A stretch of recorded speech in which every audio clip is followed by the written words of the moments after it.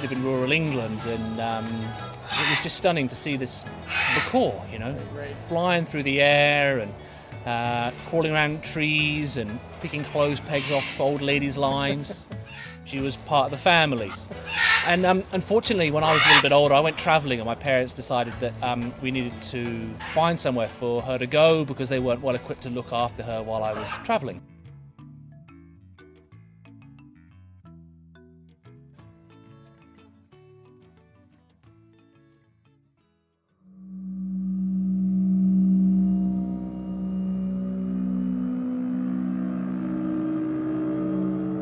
We went up there, and he sort of rather proudly showed us around this amazing facility, and frankly I was horrified. This animal that I'd looked after and loved and allowed to fly around the skies of England was now in a tiny cage with no light. It was pretty smelly, nothing for her to do or play with, and I was distraught. I felt that I'd sentenced this intelligent social animal to a lifetime in prison. It was a breeding facility, so they were paired off and caged separately. It was dark, there wasn't much natural light, it stank, there were flies, they were sort of overfed, and conditions were frankly terrible. And I was pretty upset and really felt I had to do something about it. And that's really where things kicked off from there. I just had to act, I had to help. And the problem was, she wasn't the only parrot there were another 200 or so.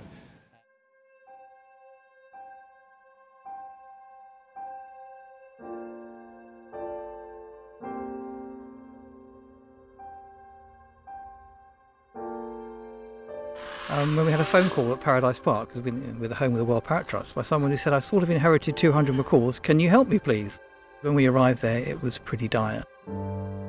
The birds were housed indoors, no access to natural light, no bathing facilities, very poor diet. This was overrun with rats. We also knew that we wouldn't be able to move the birds quickly because rehousing 200 macaws is going to take quite some time and organisation. We were regularly visiting the birds in the interim period, providing enrichment, moving birds to better facilities within the aviaries they had. A lot of birds with some quite serious veterinary issues that they hadn't seen a vet for many, many years.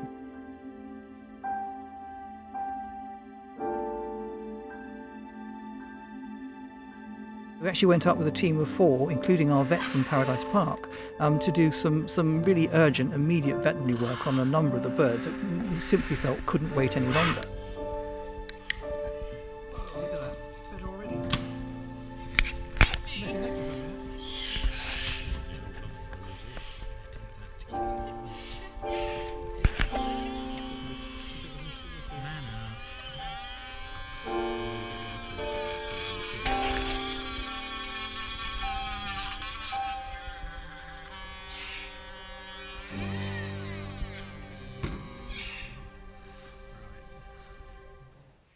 In conjunction with the World Parrot Trust, I identified a farm that would be suitable.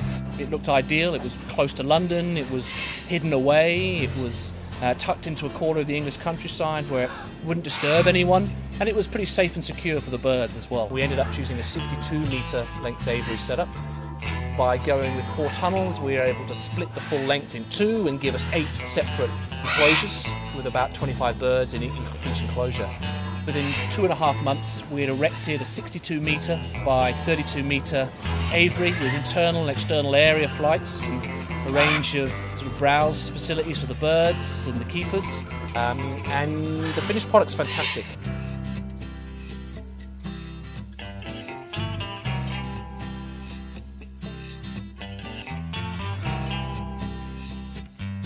It was like an armada. 20 of us descended on this barn armed with gloves and a few nets, basically. Catching 200 macaws is no small feat, but we got them around the back of the neck and had to hold them against our chest while they screamed and tried to get away from our hold. We anaesthetised them with the gas.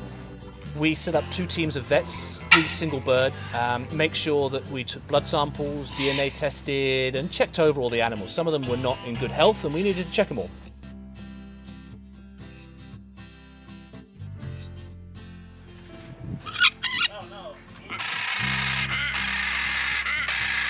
first van load of birds that came down was pretty special. You know, to see them leaving that site and then arriving here. There were a variety of reactions. Some birds were pretty shell-shocked, to be quite frank. They didn't quite know what was what, because you need to bear in mind that most of them have been in an enclosure that was maybe 3 metres by 2 metres by 2 metres for nearly 30 years. So getting their mind around the fact that they could actually explore further than that was quite difficult.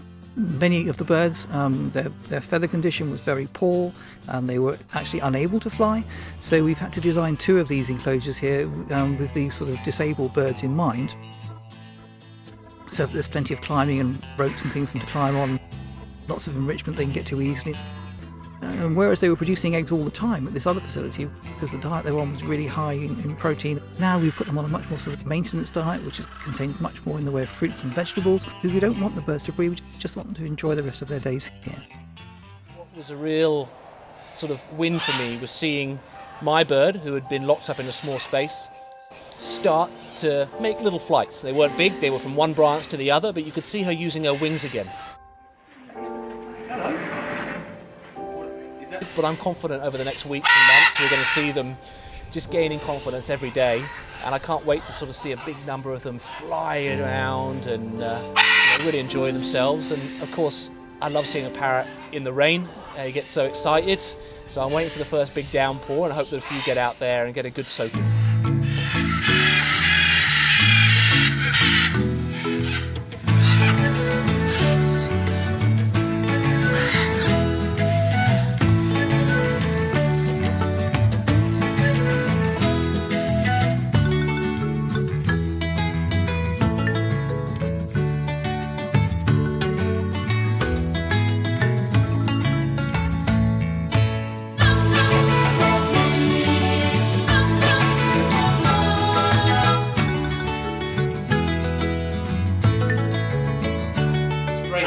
Because he knows, well, I might be able to blow it over and pull it apart. I think we're going to lose the end of your string.